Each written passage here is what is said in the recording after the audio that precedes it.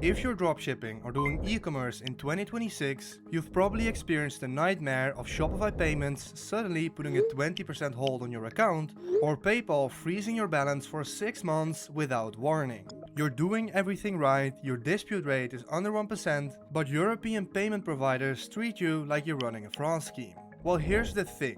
There's a legitimate solution that the big players have been using for years to legally never get holds, and it's not some shady offshore setup. In this video, I'm gonna show you exactly how Hong Kong payment structures solve the biggest problems EU dropshippers face. We're talking about reserve caps dropping from 30% down to 5 to 10%, multi-currency handling that saves you thousands in forex fees, and payment providers that actually support the dropshipping business model instead of treating it like a fraud. Plus, if you structure this correctly, you can qualify for Hong Kong's territorial tax system, which means 0% corporate tax on foreign sourced income. So I'll get into the legal setup of this structure, the payment method framework, and who this would be for.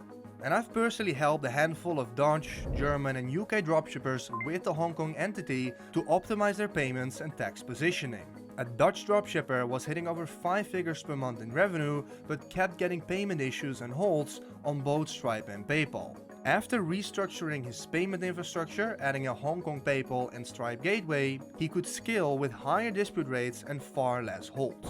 Now let's start with why European payment processors can be such a nightmare for dropshippers. And quickly, what I mean with European payment processors is simply, for example, a PayPal or Stripe account made using a Dutch or German company. A Hong Kong payment processor would be, for instance, a PayPal account under a Hong Kong company. And the EU has this big consumer protection bias that is completely stacked against merchants. Customers can initiate chargebacks up to 180 days after purchase with basically no proof required.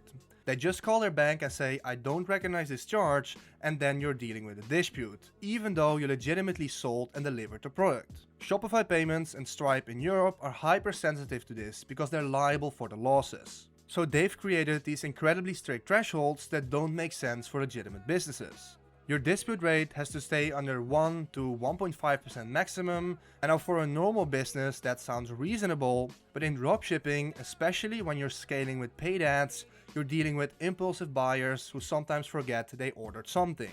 Even with a perfect customer service, you might hit a 2% dispute rate during a big campaign, and that's enough to trigger a hold or a block.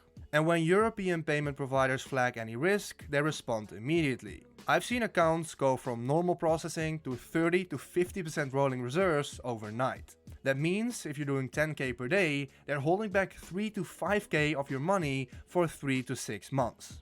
This brings significant cash flow issues if you still need to pay suppliers or when you scale through ads. And the worst part is these sudden blocks without warning. You wake up one morning, try to check your Shopify payments dashboard, and there's a message saying your account is under review. No explanation, no timeline, and no way to appeal. Your entire business just stops because an algorithm decided you're too risky. And here's where Hong Kong starts to make sense. PayPal Hong Kong operates under completely different risk parameters. Instead of those 30 to 50% reserves you see in Europe, Hong Kong PayPal accounts typically see 5 to 10% reserves, and many high volume accounts get approved for 0% reserves after building a good track record. And the reason for this is because the policies in Asia and Hong Kong are much more favorable to the seller. And in the EU, it's all about consumer protection. So you can have a higher dispute rate, get lower holds, and if you get a hold, it will be for a far shorter period. Overall, it's more balanced toward facilitating trade, making sure your money stays in your pocket, not stuck in a platform. With PayPal Hong Kong, you can hold balances in USD, Euro or Hong Kong dollar and other major currencies without forced conversions. This is huge because in Europe, PayPal often forces you to convert everything to Euro, and then you have to convert back to USD to pay your suppliers. You're losing 2 to 3% on every transaction just moving your own money around, and many people don't even think about this. PayPal Hong Kong also releases funds much faster when tracking is uploaded. When your package shows the shipped status with tracking numbers from 4PX, YonExpress or other Chinese logistic providers, funds are typically released. PayPal Hong Kong trusts these tracking systems way more because they're all part of the same regional ecosystem. And this is actually a massive advantage that most people don't realize. When you're shipping from China to Europe or the US, Hong Kong sits right in the middle of that supply chain. PayPal Hong Kong understands Chinese logistics, they recognize the tracking formats, and they don't flag normal shipping delays as suspicious activity. And we of course also have Stripe. Stripe Hong Kong gives you way more control over currency settlements. You can choose to settle in USD, Hong Kong dollar or euro depending on what makes sense for your business. This eliminates the same double conversion trap as with PayPal, where you're forced to swap your currency to euro. In Hong Kong, you don't have this. Let's say you're doing 100k per month in sales, mostly USD, but you're forced to settle in euro. You might lose 2 to 3% on the USD to euro conversion, then another 1 to 2% converting back to USD for suppliers, and that's 4 to 6k per month just disappearing into forex fees. With Hong Kong Stripe, you can keep everything in US dollar or Hong Kong dollars and avoid these losses completely. Just by these savings alone, you're already covering the cost of your Hong Kong company. In total, you can realistically lose around 3% per month in currency friction. And on $100,000 per month, that's $3,000 in leakage. And this is saved purely from currency optimization without increasing revenue by a single dollar. And besides that, also Hong Kong Stripe has the same benefits of higher tolerance as I explained earlier with the PayPal account. Now if you really want to optimize your payment stack, Airwallex is where things get interesting. With an Airwallex account under your Hong Kong company, you can open local receiving accounts in the US, EU and UK. This means you can collect euro from European customers as if they were a local European business, but all the funds flow back to your Hong Kong structure. Airwallex also issues virtual Visa and MasterCard cards they can use for ad spend. They offer 1% unlimited cashback on business expenses, so if you're spending $100,000 per month on Facebook and Google ads, that's $1,000 back every single month. And personally, I'm a big fan of Airwallex. It operates as a digital banking platform that can be opened remotely with a Hong Kong entity, and at the same time, it also functions as an additional payment provider. You can integrate Airwallex directly with Shopify and use it to process card payments, as well as local methods like Ideal and Klarna, typically at competitive fee levels. This gives you both a multi-currency solution and an extra payment provider option in the same tool. If you're directly supplying from China, paying suppliers becomes incredibly efficient with this setup as well. With a Hong Kong entity, it's much easier to pay businesses in China and even allow you to pay in Chinese yuan besides USD. So those are the core advantages for online business owners considering a Hong Kong entity, but how does a company actually operate and what are the compliance requirements behind it? Hong Kong operates on a territorial tax system, which is completely different from European countries that tax worldwide income. Hong Kong only taxes profits that are sourced within Hong Kong. If your customers are outside Hong Kong, your suppliers are outside Hong Kong, and you're not physically operating in the country, your profits are considered foreign sourced. So this method works if all your business activity happens outside of Hong Kong territory. For our use case, since we are operating outside the country with no local customers, we qualify for that 0% corporate tax. Compare this to corporate taxes in Europe with a limited company in, for example, the Netherlands. This is 19 to 25% plus dividend taxes when you take money out of the company. On a 500k annual profit, that's potentially over $100,000 in tax savings per year. But let's clarify something important. A Hong Kong company does not mean you automatically pay 0% tax while still living in the Netherlands, Germany or any high-tax EU country. It unfortunately doesn't work like that.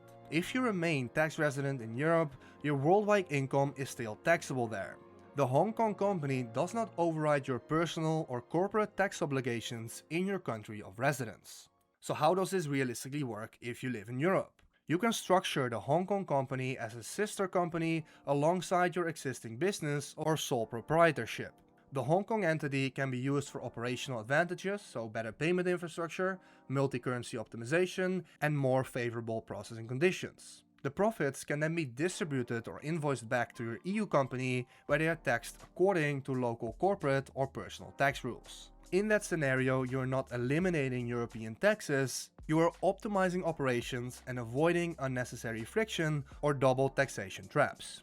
But here's where the structure becomes even more powerful. If you decide to fully leave your home country, meaning you break tax residency and no longer have effective management or physical presence there, the situation changes. Let's say you leave the Netherlands or Germany and move to Dubai, Bali, or any other country in, for example, Southeast Asia. If you continue to operate through your old Dutch or German company, that company remains subject to corporate tax in that country. You would still be paying 19 to 25% corporate tax even though you no longer live there. And that is inefficient. However, if you completely move your operations to a Hong Kong company instead, and you genuinely live outside your former high-tax country, then you can fully benefit from Hong Kong's zero-tax system. This way, you pay 0% income tax and 0% VAT, since Hong Kong has no VAT obligations. So if you're considering leaving Europe, it can become the core operating entity in a broader international structure. What you need to understand though, Hong Kong requires a real annual audit by a licensed CPA. This isn't a set and forget Cayman Islands shell company. You need proper bookkeeping, audited financial statements and annual filings. The compliance is there, but it's also what gives Hong Kong its credibility with banks and payment providers. And this is exactly why 99% of entrepreneurs use an all-in-one service provider for this setup. So if you'd like to know more about setting up a Hong Kong company properly with clean bookkeeping, structured accounting and audit compliance, you don't want to piece this together yourself. That is why I recommend the #1 provider, Osome. They specialize in helping international founders form and maintain a Hong Kong company remotely. They handle the incorporation, provide the company's secretary and registered office, and most importantly, they manage the accounting and coordinate the mandatory annual audit. I've left a link below where you can book a free consultation and see if both Hong Kong and Osome actually fit your situation. So who would this be for? This setup starts to make sense once you're consistently doing $20,000 per month or more and you're serious about scaling. If you're just starting out or you're testing products, a Hong Kong structure is not yet what you need. You need some consistent sales and momentum first. Once payment holds, forex leakage and processing limitations start slowing your growth, only then does it make sense to upgrade your infrastructure. If you're already built an established e-commerce business and currently operating as a sole proprietor in the EU or a Dutch BV, a German GmbH or UK LTD, then a Hong Kong company can function as a sister entity for all those benefits. And then, if you eventually decide to leave your high-tax EU country and genuinely break tax residency there, you can shift your core operations fully to the Hong Kong entity. And then you can operate with zero taxes completely. For pricing, let's quickly break it down. The incorporation of the business is roughly $1,300 USD. That covers the company formation, the registered address, the company secretary, and all the mandatory setup requirements for year one. The annual cost after the first year will then be roughly $900 for the renewal of your company secretary and the address, and between $1,000 and $4,000 a year for the accounting and mandatory audit. That is a pretty reasonable price considering what you can do with it. And you can often already earn it back with just the forex fees if you're running significant volume. Now before we wrap up, let's clear up a few major misconceptions. First, the EU VAT. Just because a Hong Kong company doesn't have VAT, that does not mean your EU VAT obligations disappear. If you're selling to customers in the Netherlands, Germany, France, or anywhere else in the EU, you still need to collect and remit VAT in those countries. It does not matter where your company is incorporated if you still live in the EU yourself. Now there are legitimate VAT strategies where a Hong Kong structure can play a role, but that is a separate topic. Second, not paying corporate and personal taxes. I talked about this briefly already. Setting up a zero tax company in Hong Kong does not eliminate your taxes if you're still personally living in a high tax European country. You cannot keep living in your home country, route profits through a low tax company abroad and assume you now pay zero tax. That doesn't work. Your personal tax residency determines where your worldwide income can be taxed. And just leaving the money in the company and not paying it out to yourself doesn't solve that either. Hong Kong is a powerful jurisdiction when used correctly, but it's not a magic zero tax loophole. If this sounds like something that could work for your business, don't try to set it up yourself. Hong Kong corporate law is complex and the annual compliance requirements are real. You need professionals who understand both Hong Kong regulations and international tax planning. For that, again, I will leave a link below to Osome, who are specialized in working with e-commerce entrepreneurs. I'll leave a link in the description where you can book a call with them. And if you want to look at your specific situation, your residency, the payment issues, and the structure, you can also book a call with me. Also below will be a link for that. If this video helped you understand how this works, make sure to like and subscribe, and I'll see you in the next one.